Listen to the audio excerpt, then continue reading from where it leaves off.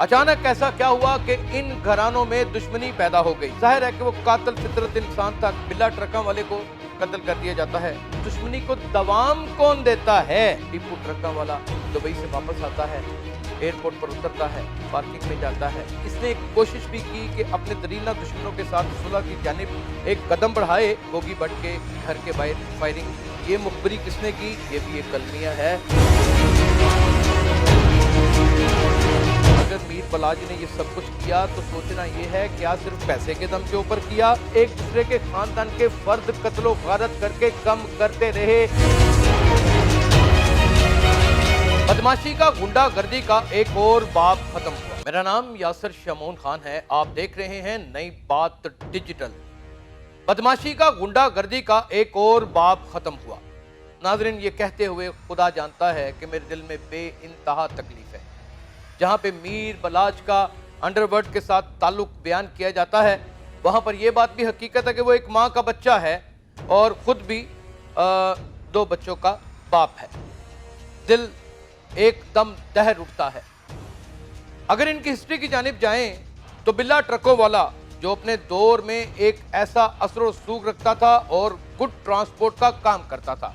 अगर वतने अजीज पाकिस्तान में देखा जाए तो गुड ट्रांसपोर्ट के काम को फरोग भी बिल्ला ट्रका वाले ने ही दिया था। अचानक ऐसा क्या हुआ कि इन घरानों में दुश्मनी पैदा हो गई, और वो दुश्मनी किनके साथ पैदा हुई, आइए इसको भी जानते हैं। नाज़रीन, ज़्यादा दूर की बात नहीं, तकरीबन 2 दहाइयाँ या 3 दहाइयाँ के दरमियान का वाक़या है। बिल्ला ट्रका वाला गुड ट्रांसपोर्ट्स का काम करता था। बिल्ला ट्रका वाले की नज़र पड़ जाती है एक ऐसे शख्स के ऊपर जो जाहिर है कि वो कातिल फितरत इंसान था। कत्ल करना उसका रोज़ का मामूल था और वो उसे देखते साथ ही उसके अंदर के बदमाश को भांप लेता है और फ़ौरन ही उसके बाप को कहता है कि मेरा इसे गनमैन बना दिया जाए। और ये बाबा नीफा था। यानी कि नीफा एक ऐसा किरदार है जो पुलिस की गोलियों से ही छन्नी हो गया और आज कब्रिस्तान में दफन है। उसका कोई नाम लेवा भी मौजूद नहीं है। यानी कि जो बदमाश बनता है उसका अंत क्या होता है? पुलिस की गोलियां।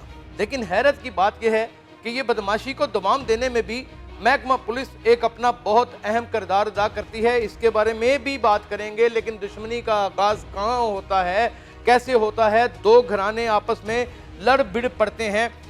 ख्वाजा तारीफ यानी कि उर्फ तीफी भट्ट और ख्वाजा अकील उर्फ गोगी भट्ट, इनके दरमियान और बिल्ला ट्रका वालों के दरमियान ठन जाती है एक दुकान के तनाज़े के ऊपर। बात ठंडी हो जाती है। अंदर ही अंदर आतिफशां पहाड़ भड़कता रहता है और फिर ये कत्लो गारत का सिलसिला शुरू हो जाता है। बात को शॉर्टकट करेंगे। बिल्ला ट्रका वाले को कत्ल कर दिया जाता है। टीपू जाहिर है कि एक उसी का बेटा था और टीपू भी अपने बाप के कारोबार को लेकर चलता है। टीपू की अब 2 यहाँ पर मुख्तलिफ किस्म की तारीफ़ें हैं जो मैं बयान करता चला जाऊँ, क्योंकि टीपू के साथ मेरी मुलाकातें रहीं और टीपू ट्रका वाले के साथ मैं मिलता जुलता भी रहा। कुछ दोस्तों से मेरी फील्ड थी, मैं क्राइम रिपोर्टर था।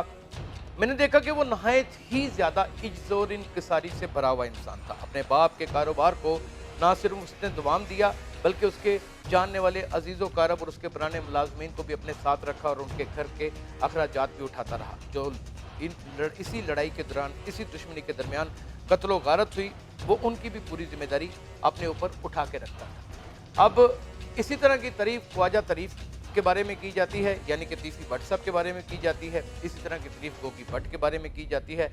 ये फैमिली भी अपनी महल्ले में, अपने इलाके में, ग्वाल मंडी में खैरो फलाह का काम करने में बहुत मरूफ थे। लेकिन कारोबारी तबके को सिक्योरिटी फ्राहम भी करते थे।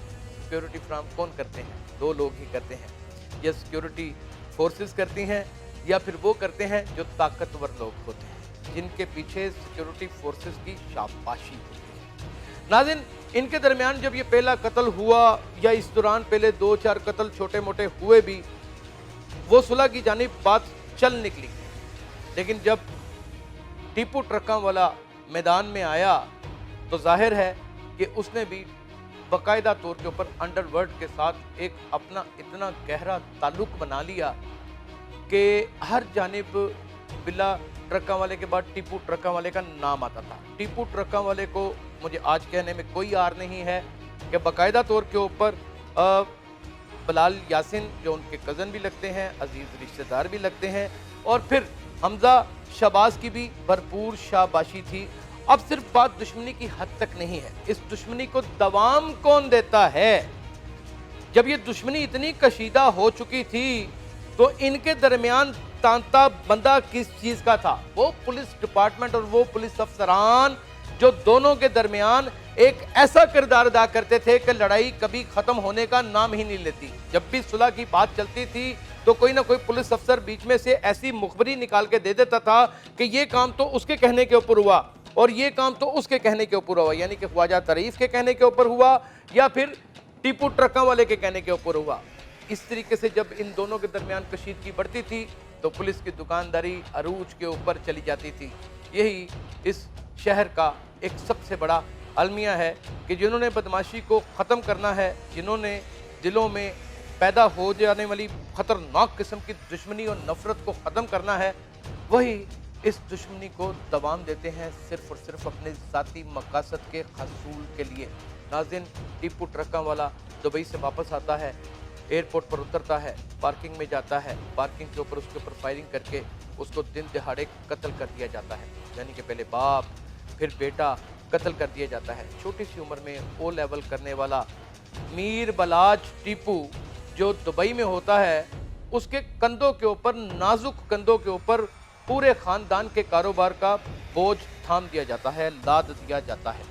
अब वो जहाँ जब आता है, अब ये बात भी हकीकत है कि मीर बलाज के भी तमाम ताल्लुक वास्ते अंडरवर्ल्ड के या उन इश्तिहारियों के साथ ज़रूर पाए जाते हैं जिन्होंने पुलिस की नाक में दम कर रखा है। जब मैं ये लफ्ज़ कहता हूँ ना कि पुलिस की नाक में दम कर रखा है, और जब मैं क्राइम रिपोर्टर बन के सोचता हूँ तो मेरी हंसी भी निकल जाती है कि पुलिस की नाक में दम कौन कर सकता है। पुलिस तो बजाते खुद हर एक के नाक के अंदर दम करके रख देती है, लेकिन दम कैसे कर रखा होता है कि वो इस तरीके से कि कत्लो गारत का सिलसिला थमता नहीं है। लेकिन मीर बलाज इससे थोड़े से मुख्तलिफ थे।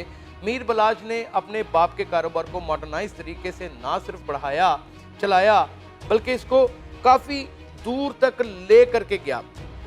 इसने कोशिश भी की कि अपने दरीना दुश्मनों के साथ सुलह की जानिब एक कदम बढ़ाए, लेकिन वो कदम क्या बढ़ना था, बाद में पता चला कि वीदियाँ नामी आदमी ने जब इनके ऊपर कातलाना हमला किया तो वो हमला भी ख्वाजा तारीफ ने कराया। और ये मुखबरी किसने की, ये भी एक कलमिया है, इसको आप ज़रूर तलाश कीजिएगा।